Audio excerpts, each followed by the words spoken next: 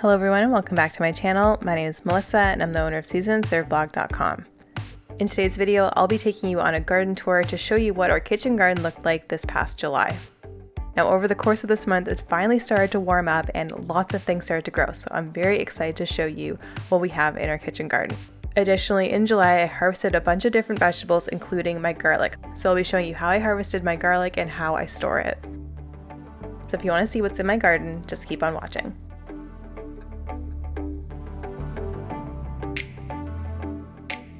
Starting on our trellis, we have our butternut squash plants that are finally growing. This plant in particular has grown about 2 feet high, so I hope it keeps on growing tall and it reaches over the trellis by the end of the season. It has lots of flowers on it, so I'm hoping some fruit starts to show up here pretty soon. And right next to our squash, we have our peppers. These are the Purple Beauty peppers that have actually turned a little bit black, which is super cool. So those have been coming in great. Also, these really fun candy cane peppers have started to emerge, and I can't wait to see these color up.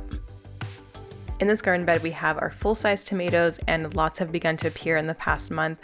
Each plant has a bunch of tomatoes on it, and I'm very excited to see these ripen up so I can eat them in August.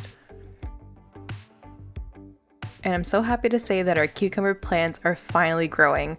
Now, I picked one up from the garden center, and this is the largest one that is growing just because my other ones were struggling so much. I think with the cold weather in the spring, it really stunted their growth. But they are starting to pick up now and grow, but there's lots of blooms on them, so hopefully we'll have more cucumbers soon.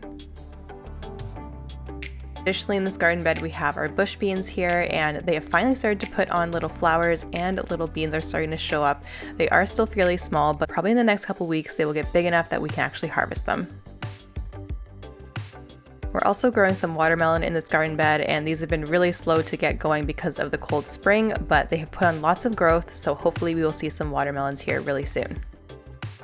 We also have some mini squashes and gourds that are growing here. I bought a fun mix and I don't know what any of the varieties are except for one, but I'm very excited to see what they turn out to be, and they should be here just in time for fall.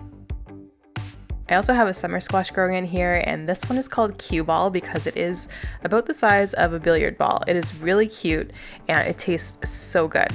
We've only had one of these so far, but I'm hoping some more grow here soon. So on the other side of the trellis, we have some peas that are growing. This is the second flush of peas that we're getting, and these are the snow peas. I thought these plants totally died, but they came back all of a sudden and started producing. So I'm gonna leave them and see what they do for the rest of the season.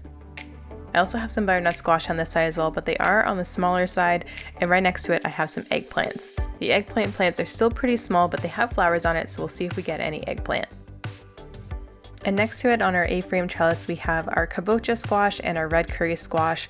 They are still taking a while to get going, but hopefully with the heat that we have here this week, they will get really established. There are lots of male flowers though, so hopefully that is a good sign that the females are on their way. This garden bed is also full of cherry tomato plants, and these are looking amazing. This is my Sweet Million tomato plant, and they grow beautiful long clusters of tomatoes. They all look amazing. We also have a couple of other varieties such as our Golden Nugget, Bumblebee, and Indigo Rose cherry tomatoes coming along here as well.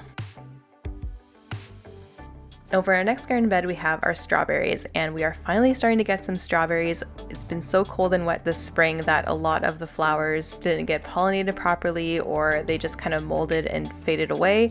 But now we actually have berries growing on the plants and they are slowly ripening. And right behind our strawberries, we have our carrots, and I planted a bunch of rainbow carrots and purple carrots back in the springtime, and they are so close to harvest. I think another 2 more weeks and they should be good to go. I also planted some scallions next to my carrots, and this has been a really great companion plant as I haven't seen any bugs or anything bad happen to my carrots yet, so hopefully they are doing their job. We also had some amazing broccolis that we've been growing in this garden bed, and over the month of July we've been able to harvest them. Some of the heads were really small, some were large, so it was kind of a mix depending on the plant that it came from, but overall they were super tender and delicious.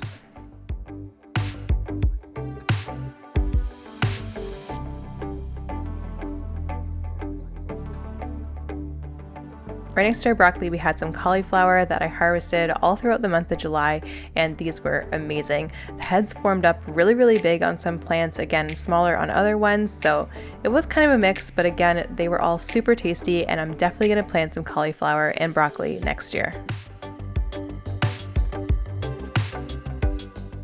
And over in our last garden bed, this is where we've planted our goth garden, and as you can see, it is looking really great so far. All the plants are doing really well, and most of the seeds have come up, including the purple basil, the carrots, and the radishes. And after several months, we finally have some really beautiful romaine lettuces growing. These took so long, but they look really amazing, and I can't wait to eat some of these. Also super happy because we have a pumpkin growing. This is a white pumpkin called Spectre, and our corn. Now I thought our corn was going to get a lot taller than this, but I think with all the weird weather, it got a little confused and it is on the shorter side, but it's all good. It's starting to produce corn, so we'll see how that turns out.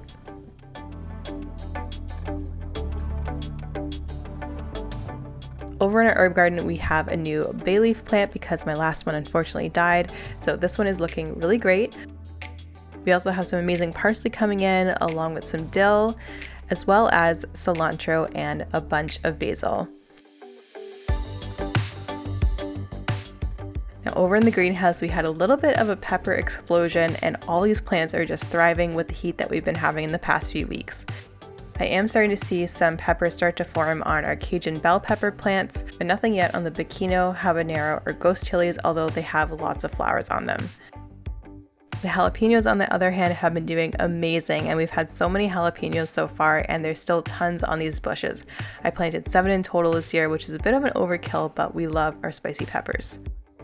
Also, the bush beans that I planted in here are growing really well, and they are starting to form up. And next up, I'll show you our large raised garden bed, and this is where I planted all of those beautiful San Marzano tomatoes. Every single plant has some San Marzanos growing on it, and I am super excited. They're really big, and I can't wait to harvest these and make lots of delicious sauce with them.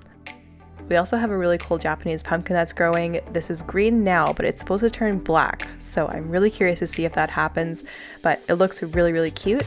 And we also have some cabbages. They overwintered and they took forever to grow, but we have 2 types. We have a Bronco cabbage and a Savoy cabbage. And additionally, along the back of the trellis that we have here, we planted a bunch of beans and they are all blooming, and some beans are starting to form. So we are going to get some beans here really, really soon. And over in our berry beds, we have some raspberries. We are just ending the first flush of raspberries, but there are tons more that are on the way. The bees are pollinating these like crazy, so we're just letting them do their thing. We've also had so many blueberries this year. So far, I think we're up to 4 pints of blueberries from, I think, 4 bushes, 4 or 5 bushes. But really great yield this year. We are so happy with it. And in terms of flowers, we have lots of beautiful dahlias that are growing. We also have zinnias, rudbeckia, many different types of sunflowers, and of course, cosmos.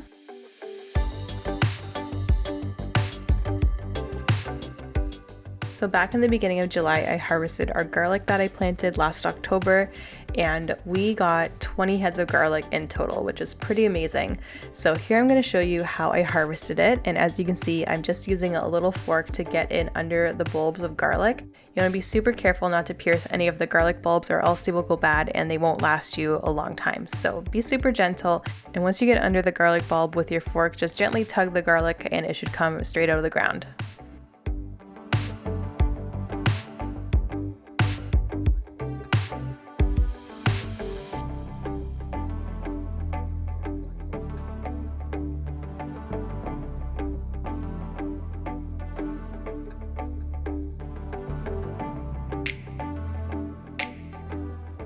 So once I was done with this bed, I had 10 cloves of beautiful Italian soft neck garlic. This is super beautiful, and I loved how these look when they came out of the ground.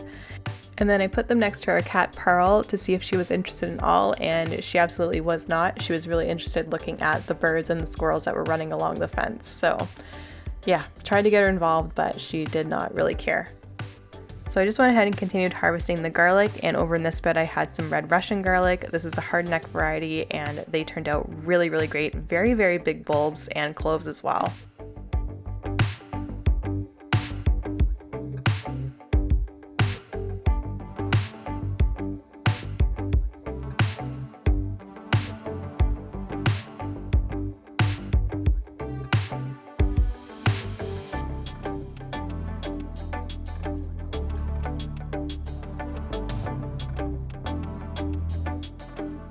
So So after I harvested my garlic and shook out as much dirt as possible from the roots, I took them over to a table that I placed in the shade and laid them out in a single layer. You want to make sure that you do this so that your garlic has a chance to cure and dry out a little bit before you actually store them. If you don't let them dry out, there's potential for mold to grow and the garlic could spoil, which you do not want after all of that hard work in growing your garlic.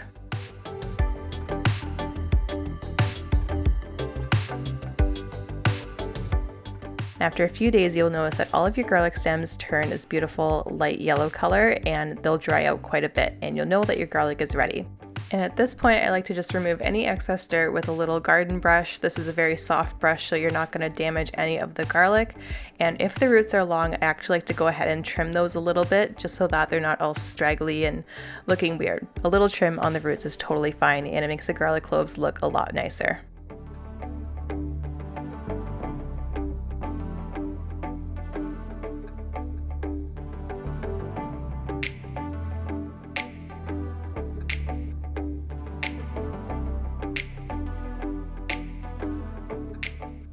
And once I finished cleaning the garlic bulbs, this is what they looked like, super clean and really beautiful. There are many ways to store them, but I want to show you how I actually braid my garlic. So to start the braid, lay 2 garlic bulbs with the stem still attached in a cross, and then lay another one on top.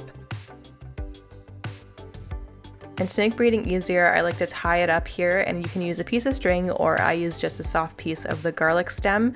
I was able to tie that into knots, so I decided just to use that. And then to add a garlic, I like to start on the right hand side and add that in, and you'll notice that I put the stem along the middle. So I'm doubling up the stem in the middle and folding the stem on the right side over. And then the stem that was originally on the right has become the middle stem. So you just want to do this. Next you'll add a piece to the left hand side, nestle that in, and then make sure the stem goes down the middle to double up that one, and then bring the stem that's on the far left side into the middle, and then continue this process by adding as much garlic as you want. And once all your garlic has been added, just take the remaining 3 sections of braid and braid it just like as if you're braiding someone's hair. So super simple. And when you get to the end, you can create a little loop. Unfortunately, this was actually cut off in the footage, but just create a small loop and you can go hang it up in a cool, dry spot, and your garlic will last for months. So really great, really cute, and whenever you need a bowl of garlic, just go ahead, chop it off with a pair of scissors, and then you're ready to use it in any cooking. So that is it for today's video. If you enjoyed it, please make sure that you hit the like button down below, as well as the red subscribe button to see how my garden continues to grow through the final summer months and well into the fall season. Also, make sure to check out my blog for some more garden content and to see all the different varieties of plants that I planted in my garden this year. And also be sure to follow me on Instagram to get some behind the scenes tours of my garden before it goes live here on YouTube. Thanks so much for watching, and I'll see you in the next video.